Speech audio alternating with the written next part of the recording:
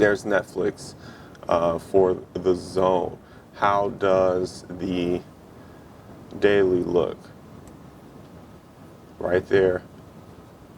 Nice little trend line to the upside. We're above all the critical moving averages, the 50, the 200, as well as the 100-day moving average. So Netflix is one we will be looking at.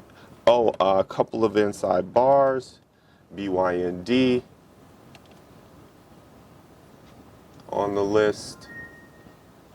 We'll watch BYND, AMD, as Charlie mentioned, pullback close to the 50, closer to the bottom of the channel right now. Just want to spread that out so you can get a good visual. So another name we'll keep on the watch.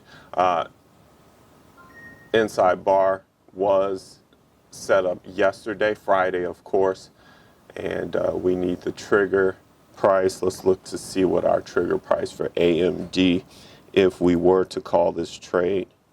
Just giving you guys an idea.